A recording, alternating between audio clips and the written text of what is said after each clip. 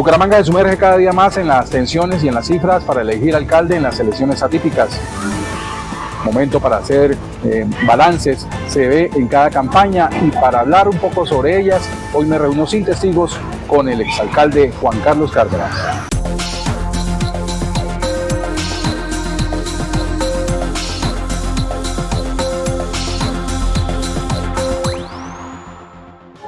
Ingeniero Juan Carlos Cárdenas, bienvenido. ¿Qué ha sido de estos 2 últimos años de la figura del exalcalde Juan Carlos? Jorge, primero decirle claramente a todos los bumangueses y santanderianos que si bien mi vida ha sido en el sector privado más de 30 años, con una carrera profesional de reconocimientos, tomé la decisión de ser servidor público. Y al principio, la verdad, dudé si era una decisión temporal o permanente. Y después de reflexionar, la decisión fue servirle a los ciudadanos, a los colombianos, al país, así como lo hice en Bucaramanga, con absoluto compromiso.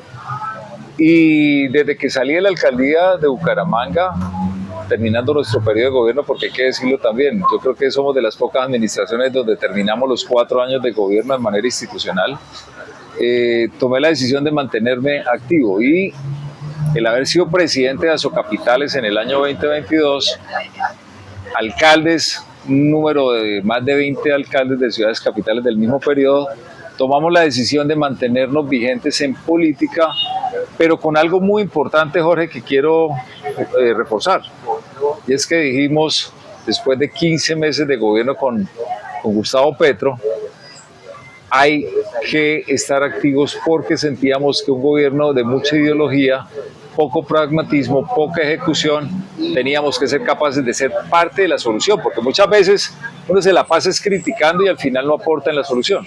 ¿Cómo se logra mantener esa unión de esos exalcaldes con criterios tan diferentes, sí, con regiones tan diferentes, las regiones a las que pertenecen, costumbres políticas tan diferentes? ¿Cómo logran mantener esa unión, esa integralidad? Yo creo que esa es una muy buena pregunta, Jorge. Lo primero, yo creo que por eso los partidos políticos tradicionales están en una absoluta decadencia, porque perdieron causas. O sea, no hay causas que representen realmente esos colectivos políticos. Nosotros, ¿qué dijimos? Colombia necesita cambiar su modelo de gobierno, de un gobierno centralista a un gobierno descentralizado, digámoslo de esa manera, o con una vocación de autonomía regional, donde cada región pueda resolver sus problemas. Colombia es muy diferente, sus problemáticas de todo tipo, de seguridad, de educación, de salud, de economía, en la costa Caribe, que hablar de la agenda, por ejemplo, del Pacífico, o la agenda del eje cafetero, o de los Santander, en la región andina. Somos distintos. Y el modelo actual, que no es solamente de este gobierno, sino de muchas décadas, yo diría que ya está caduco, porque hoy, hay que decirlo claramente, de 100 pesos que pagamos cada uno de los colombianos en las regiones, 80 pesos quedan en el bolsillo presidencial y 20 quedan en las regiones. Entonces eso es una mendigadera, y hoy lo estamos viviendo en Santander. Sí. Las vías nuestras, las del sur del departamento, las del Carare, la vía Cúcuta, o sea, y la salida a la costa, o sea, estamos cerrados, pero todo el tiempo nos la pasamos quejándonos de que el gobierno no resuelve, ¿no? Siempre estamos esperando que el gobierno nacional resuelva, y hay razón en términos, digamos, financieros, porque los municipios y los departamentos no tenemos las capacidades para resolver esos grandes problemas estructurales. Pero hay forma de abordarlo, yo diría, de forma distinta, no estar simplemente criticando el gobierno nacional. Muy bien. Usted se montó pues en una vaca loca bastante ambiciosa, que es la de proponer su nombre como aspirante a la presidencia de la República. Hoy nos enteramos que ha declinado en esa aspiración, pero obviamente para unirse a un hombre, pues llamémosla también de talla presidencial como es Aníbal Gaviria. Sí. ¿Qué le quedó de esa campaña, o esa campaña que hizo de periplo por todo el país? ¿Qué identificó? ¿Cuál sería lo más apremiante para Colombia, pues dentro de lo que pudo palpar en su recorrido? Yo diría lo primero esto, Jorge. Esto no fue una decisión de Juan Carlos Cárdenas a título personal, porque la verdad hay que decirlo, esto fue un proceso colegiado de 21 exalcaldes, donde empezamos a definir qué íbamos a plantear como propuesta política, y en ese proceso prácticamente ellos dicen Juan Carlos Cárdenas es la persona que nos representa, que nos da legitimidad en este proceso. Y eso no fue que yo un día me hubiera despertado con ganas de ser presidente de la República, no, porque soy consciente que estos son procesos. Pero dije, tengo la oportunidad de conocer el país, de hacer relaciones políticas, de hablar con partidos, de hablar con empresarios, con los medios de comunicación. Entonces dije, bueno, hay una oportunidad de aportar, porque yo al final lo que he planteado es eso, procesos, formas y algo fundamental, Jorge, la palabra. En política la palabra, eso es una cosa que yo creo que pareciera ser que está en vía de extinción. ¿Qué dijimos? Venga, hagamos un ejercicio, alcaldes y gobernadores, definamos en este proceso unos tiempos.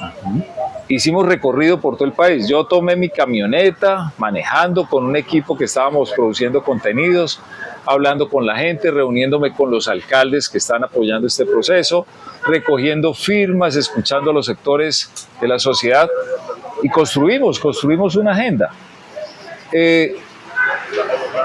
Y algo muy valioso, Jorge, que es lo que a mí realmente me motiva y me emociona, porque en la política tiene que haber emociones y la mía es, hay que generar autonomías regionales, porque cuando caminé todo el país, la costa, el eje cafetero, parte del occidente, Santanderes, las problemáticas, si bien son similares en términos, digamos, generales, la seguridad es un problema hoy nacional, pero al abordar la solución no es igual para todo el país. La seguridad, por ejemplo, que tiene, voy a decirlo, en Barranquilla hoy la extorsión es una locura. Yo diría que prácticamente todos los comerciantes, transportadores, todos están extorsionados. Háganme el favor. Pero usted se va al eje cafetero y de pronto ahí tenemos un problema es de microtráfico. Y cada problemática hay que resolverla de forma distinta. Entonces yo sí creo que es el momento de hacer esto. Hay una causa, hay un propósito y eso es lo que realmente me motiva. Y quiero decir tranquilamente, esta agenda la mantendré con alcaldes y seguramente otros actores políticos a que sea una realidad, porque está consignado en la Constitución del 91, de hecho. Correcto. Bueno, se bajó del viaje pues de llegar a la presidencia, pero ese recorrido por el país no se va a perder. Esa recolección de datos y de problemáticas, obviamente hay que capitalizarlo y hay que trabajar por ello. ¿Le seduce entonces de pronto llegar al Senado de la República? Mire, Jorge, en esto yo creo que en política uno tiene que ser mesurado, tranquilo, ponderado. Yo tengo, digamos, en mi estilo personal soy un poco, yo diría que relajado cuando las cosas se vuelven complejas. Ese es un momento de decisiones. La de ayer, la decisión de decir, vamos a apoyar a Aníbal porque fue también sobre datos, porque dijimos esto es en la segunda quincena de diciembre con encuestas. Las encuestas públicas nacionales mostraban claramente que Aníbal era el que tenía mayor intención de voto y mayor reconocimiento. Lo mismo unas que hicimos al interior de alguna de las campañas. Dijimos, en esto no hay cama para tanta gente, hermano. O sea, más de 90, 100 candidatos es una locura. Ya la izquierda tomó una decisión, ya están trabajando en bloque, en unidad, y nosotros que hemos planteado una línea completamente distinta al actual gobierno, pendejeando. Entonces dijimos, vamos a dar ejemplo, o sea, mostremos que sí se puede, digamos, tomar decisiones sin egos, sin vanidades y con información. Muy bien. Ahora usted me hace una pregunta. Congreso de la República. Muchas personas, muchos partidos, tengo que agradecerles, aún no quisiera hacerlo público, pero me han ofrecido porque han visto a Juan Carlos Cárdenas una persona con principios y valores. También reconocen la administración nuestra así en Bucaramanga. En el mundo de los negocios dice que la mejor ciudad para hacer una prueba de que si uno realmente es bueno es Bucaramanga, porque acá somos durísimos, exigentes, críticos. Yo diría que tenemos un reto de pasar de tanta crítica a la acción, ¿no? O sea, muchas veces le echamos la culpa a un tercero en los problemas y no aceptamos nuestras culpas. Pero déjeme adelante para hablar de Bucaramanga, que sí, va a ser un espacio especial de entrevista, pero no, está bien. esa integración de ese grupo de exalcaldes que tienen Sí. en común pues haber dirigido las ciudades de primera categoría en el país, Ciudades capitales. las ciudades capitales, esto piensan en algún momento llegar a alguno de los partidos hoy con personería jurídica o van a fundar un partido. Esa es una buena pregunta. Lo que no vamos a renunciar es a la causa, porque yo creo que eso es importante. A veces son procesos largos, son procesos que de pronto no tienen resultados tan inmediatos. Y buscar un atajo para llegar a un partido hoy, yo lo revisaría sí, solo sí. Hay un compromiso de que la descentralización del Estado y las autonomías regionales van a ser una agenda de verdad. Yo creo que hay unos caminos que ya se vienen dando, la modificación del Sistema General de Participaciones, la ley de competencias, pero en eso no podemos renunciar. Algunos dicen, ¿por qué no podemos intentar ir construyendo, digamos, unas bases políticas regionales para en algún momento llegar a un partido? Esa es una opción, pero hoy no está tomada la decisión. Vamos a analizar las posibilidades. Si de pronto hay un partido que dice, compro la causa, nos representa y podemos incorporarnos a un vehículo como un partido ya existente, lo vamos a hacer. En eso hay que ser pragmáticos. Es algo que realmente funciona. Bueno, ya está de regreso a Bucaramanga, ha hecho una importante ronda de medios hoy, pues la noticia de haber declinado su aspiración presidencial, pero obviamente Bucaramanga está de primera en su agenda como servidor, como político que ha decidido ser. ¿Cómo ve la ciudad hoy? 2 años después de que se fue Juan Carlos Cárdenas como alcalde. Jorge, es una pregunta compleja. ¿Por qué razón? A mí no me gusta mirar con retrovisor. O sea, eso de echarle uno la culpa a los anteriores, me parece que eso no habla bien de uno. Eso me parece que no es de tener gallardía. Pero el que llegó a reemplazar a Juan Carlos Cárdenas sí lo colocó desde el primer día, el retrovisor. Pues ese tipo de prácticas politiqueras. Pensé que Bucaramanga había pasado la página y resulta que volvimos a las viejas malas prácticas como las que representó en su momento Lucho Borges. Hay que decirlo de manera clara. No tengo nada personal con Lucho, pero sí está clarísimo, digamos, todas sus condenas, sus malas prácticas de contratación pública, sus malas formas de dejar todo tirado, pero yo lo que quiero es, en la pregunta que me hace, me duele mucho que se haya roto la institucionalidad. Hay algo a mí personalmente me duele, que uno pueda decir, es que hoy el hecho de haber terminado los 4 años de gobierno, eso es un gran logro, Jorge. Eso es un gran logro. Eso debería ser el común denominador. Pero mire que se viola completamente las reglas de juego. O sea, esta situación de la doble militancia. Yo le voy a decir una cosa, yo vivo en Bogotá y me duele cómo hablan de Bucaramanga en términos políticos. O sea, nos volvimos una vergüenza nacional, elecciones atípicas, doble militancia, se hablaba permanentemente de querer corromper o de sobornar a consejeros de Estado para dilatar este proceso que debió haberse resuelto hace mucho tiempo. Eso me parece que no habla bien de nuestra ciudad. Que hoy estemos en unas atípicas, donde solamente se esté diciendo, Jorge, ay, perdón, entonces las elecciones no son válidas y a quien violó las reglas no le pase nada. ¿Cómo así, hermano? La reposición de votos, oiga, ni siquiera se está devolviendo esos recursos que es de todos nosotros, ¿no? Sí. ¿Cuánto nos va a costar estas elecciones? Por encima, los 100 millones. 50.000 millones, creo que hablan de esa cifra. Entonces yo digo, ¿y no pasa nada? Y además,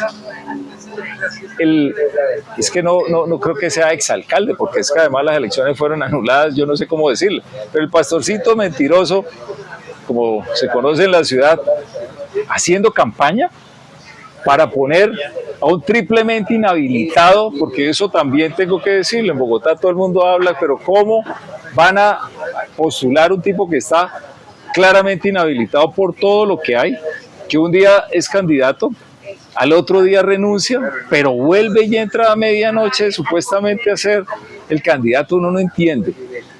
¿Y la ciudadanía no se está pronunciando? Yo creo que tiene que haber un castigo, no solamente político, sino social, este 14 de diciembre. Pero ¿sabe qué es lo que más me preocupa, Jorge?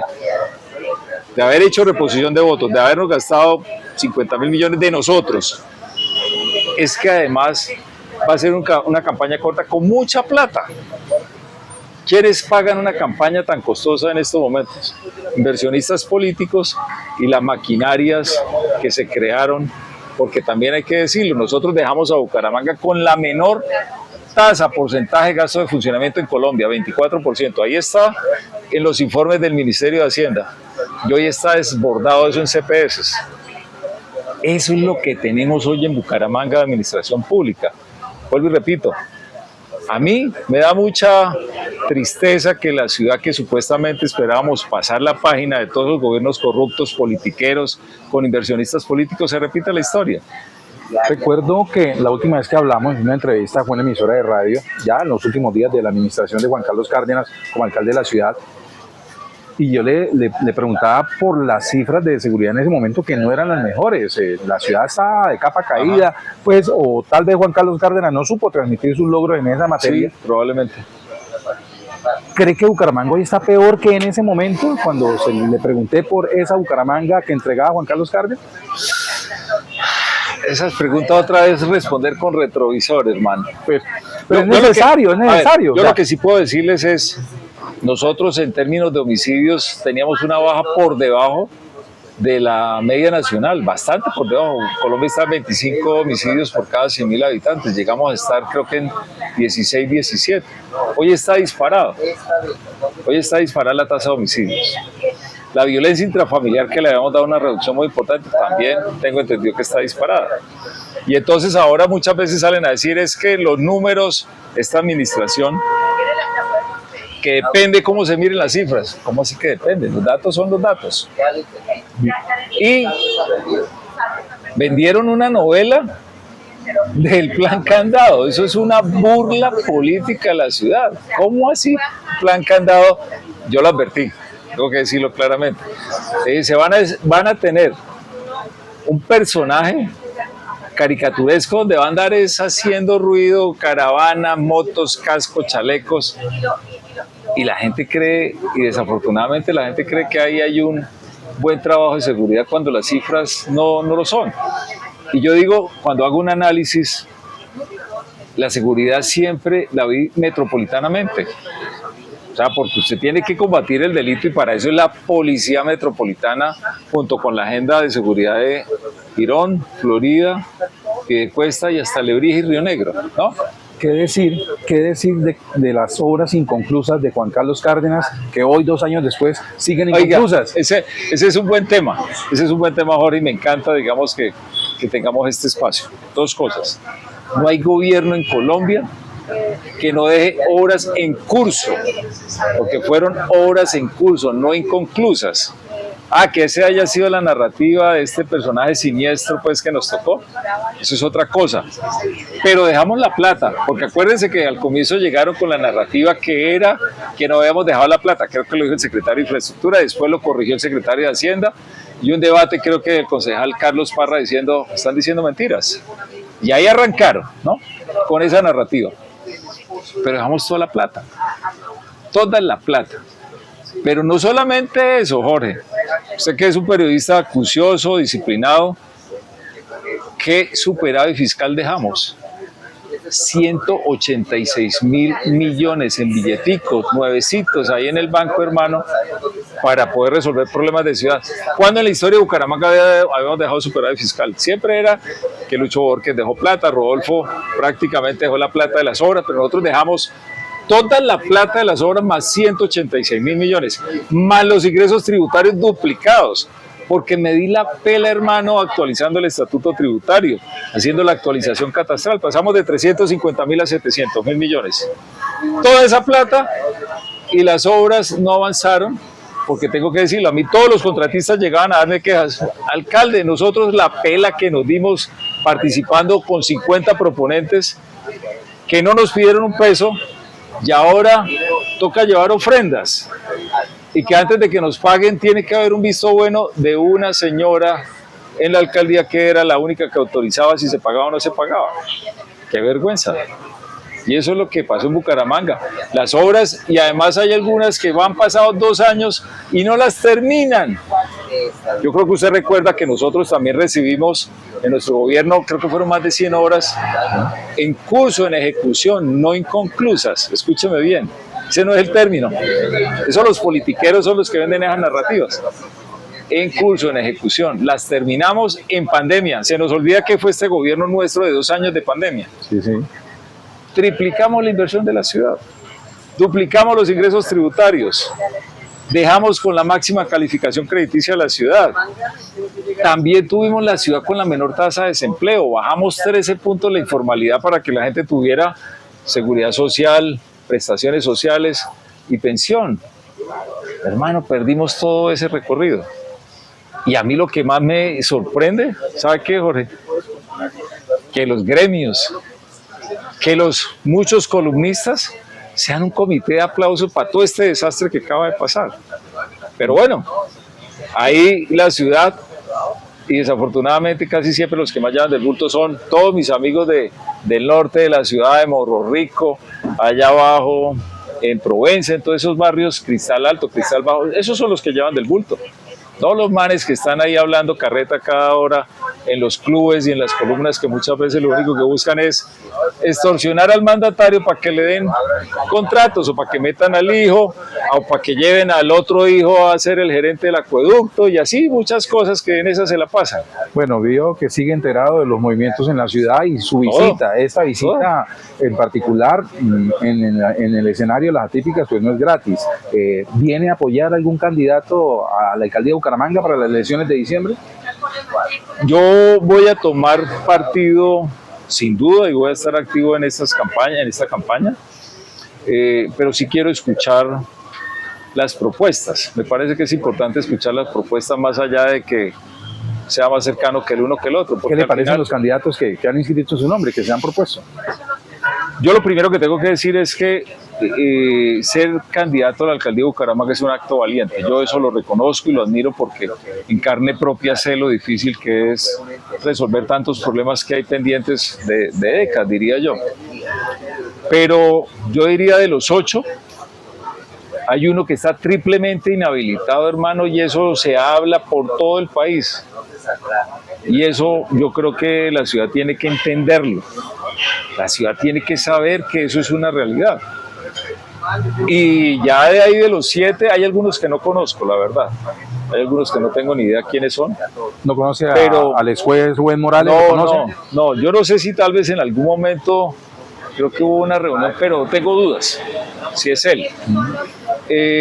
Juan Manuel González. Pues lo conozco por el Yo me quiero morir, hermano, cuando era narrador deportivo de Caracol, a Juan Manuel. ¿Y eso no alcanza para ser alcalde? Y yo no sé si poder llegar ese día a las atípicas y ganar la segunda estrella, yo no sé si eso, pero me parece que eso no es serio. El excontralor Carlos Fernando Pérez. No, pues o sea, la verdad, sí, lo he saludado y me lo he encontrado en aeropuertos y todo, pero no puedo decir nada más allá de lo que dicen que hace parte, digamos, del clan Aguilar.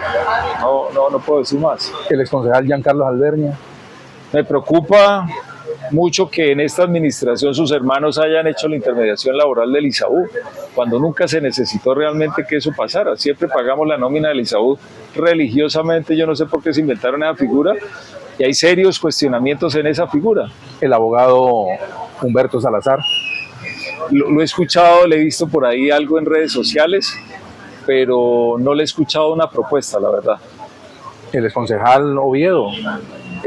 Fabián Oviedo fue presidente cuando estuvimos nosotros en la alcaldía, y yo tengo que decir, Fabián fue parte importante en la transformación financiera de la ciudad porque trabajamos en lo que fue la actualización del estatuto tributario, todo lo que fue la gestión catastral, que no era fácil después de pandemia, o sea, era un riesgo político, pero lo asumí y Fabián de alguna manera ayudó a que eso fuera una realidad. Pero usted le caía muy bien como candidato, pues, cuando en la primera aspiración de él hace 2 años. Eso son de esas narrativas. Me dijeron que yo también a Carlos Sotomonte, ¿no? ¿Quién más estaba ahí? Que había ayudado a Horacio Serpa. Me faltó que me hubieran dicho que también hubiera apoyado a Beltrán. O sea, yo, ¿sabe qué sí hice? La gente tenía la posibilidad de participar. Que no, que decían que el uno que mandaba señales que para el otro. todos, hasta algunos de la alcaldía por Carlos Parra, de hecho, con quien tuvieron afinidad también estuvieron en la campaña de Carlos. O sea, ¿Y quién fuera su director de tránsito? Carlos Bueno, ¿no le parece interesante ahora como candidato a la alcaldía? Carlos Bueno fue una persona que mientras él estuvo primero con nosotros en el área metropolitana, ahí hizo un ejercicio importante, técnico. Después llega a la dirección de tránsito porque tuve la oportunidad de conocerlo, su visión, sus ideas en términos de movilidad, y yo diría que siento que es una persona honesta, una persona trabajadora, siento que quiere la ciudad. Eso es lo que yo puedo decir hoy de Carlos. Esa es una persona que yo creo que los ciudadanos tienen que evaluar bien su hoja de vida. Ahí le han tratado, creo que, de cuestionar sus acreditaciones académicas, y él ha demostrado que realmente es parte de la campaña sucia. Creo que le atacaron su sede de campaña, que yo creo que eso hay que rechazarlo, eso no tiene que ser la forma después de hacer política. Y bueno, yo creo que ¿quién más está ahí? No creo que son esos 8. 7 ahí, nos falta el candidato Portilla. No, Portilla. el triplemente inhabilitado, hermano. Yo creo que ese debería ser un voto castigo en Bucaramanga, dado todo lo que hizo su jefe político, que recogió la plata de la reposición de votos, que ahora vamos a pagar 50.000 millones, que hay todas las dudas que, oiga, y la chatarra a propósito, ¿qué ha pasado? Yo espero que la fiscalía realmente se mueva. Yo creo que ese sería, ustedes que están hablando con todos los candidatos, yo creo que ese debería ser uno de las grandes propuestas. ¿Qué pasó con la chatarra en Bucaramanga?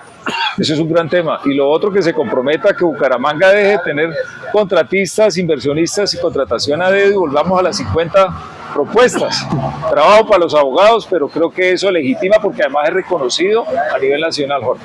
Hace unos días hablé con la Contralora Municipal, con la doctora Viviana Blanco, y anunciaba ella algunos hallazgos en el pago de los intereses por el empréstito de 80.000 millones que dejamos sin contratar, para que después no dijera que nosotros habíamos adjudicado a dedo el último día de diciembre, ¿no? Lo dejamos para que esta administración la ejecutara. Pero no se ejecutó nada de esos dineros. Esa es la pregunta del millón. Y sin embargo están pagando unos intereses bastante altos, ya casi 9.000 millones de pesos en intereses. Pero creo que la Contralora habla de algo así como de 2.000 millones. Creo que el detrimento patrimonial es más alto, Jorge, porque le voy a decir una cosa, claro que cruzan ahí como que unos rendimientos financieros. Es que nunca pusimos los 80.000 para tener unos rendimientos, eso no era un CDT para poner en Findeter, eso era para ejecutar las obras que llevábamos muchos años en Bucaramanga, caso Damaso Zapata, donde fui egresado, 50 años, donde no se le metió un peso. Y arrancamos y dejamos ejecutados más de 20.000 y dejamos más de 40.000 para seguir trabajando en eso. Pero obviamente, como son de esas mañas pasadas de decir no hago para que no le reconozcan a la anterior administración, entonces vamos a cagarnos en lo que está caminando. Y me dicen también, Findeter con sus procesos transparentes, pues no había forma de señalar y decir me le da esa obra a Juliano de tal. Y yo creo que eso era lo que estaban esperando ofrendas, esperando beneficios personales. Y como eso no se ha podido destrabar, yo creo que Findeter se para en la raya y no va a transar de que el alcalde sea quien realmente señale a quién hay que entregarle la obra. Pero son cerca de 16.000 millones, hermano. O sea, 80.000. Si usted le pone una tasa de interés del 10% anual, ya van 2 años, son 8.000 el primer año, 2024, 2025 otros 8.000. Yo creo que la Contralora se queda corta hablando de 2.000, porque yo no contabilizaría realmente los intereses. ¿Cuál sería, ya para terminar, el mensaje para los ciudadanos de Bucaramanga?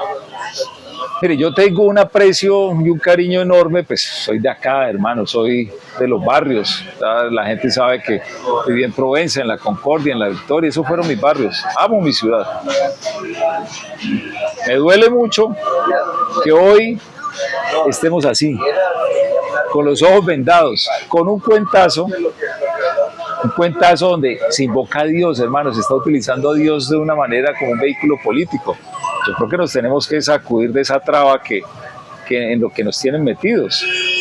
Acá tiene que haber un castigo social y político, y no solamente para la administración corrupta que acaba de ser sacada, sino yo creo que los empresarios Los gremios tienen que pronunciarse de manera categórica y contundente de rechazar esa falta de institucionalidad. Esa es la regla del todo vale. Eso no puede ser que nos quedemos callados simplemente con el supuesto cuento de que eso afecta a la institucionalidad. O al afectar la institucionalidad cuando se están violando las reglas. Es como jugar un partido de fútbol y entonces acomodo las reglas a mi acomodo. Entonces yo puedo jugar en fuera del lugar y hacer goles y que no pase nada. ¿Cómo así? Eso no puede pasar. Y yo invito a los bumangueses, tiene que haber un voto rechazo, un voto castigo a esta situación corrupta de pasarse por encima de la ley. Y en las urnas, Muy bien, en las urnas ganamos. Muchas gracias por esta cita sin testigos. Jorge, gracias hermano mío por este espacio. Decirle que esta es mi ciudad. Hoy estoy en Bogotá, hoy estoy en una agenda nacional, pero siempre estoy imaginándome cómo resolver los temas de acá. Hay un gran reto, una invitación. Los congresistas hoy del departamento, tengo que decirlo, son una vergüenza pública. Lo único que estamos buscando son migajas del gobierno de turno para acomodarse y para mantener burocracia. ¿Dónde está el tema de las vías? Lo único que sabe que sí hay que reconocer lo que ha avanzado fue el COMPES y los recursos para la PETAR. Fue un proyecto que trabajamos, donde presentamos en este plan de desarrollo como un proyecto regional convergente y va bien. Ahora lo único que hay que estar encima es para que la contratación sea una contratación transparente y que no sea para inversionistas políticos. Es lo único que yo pido.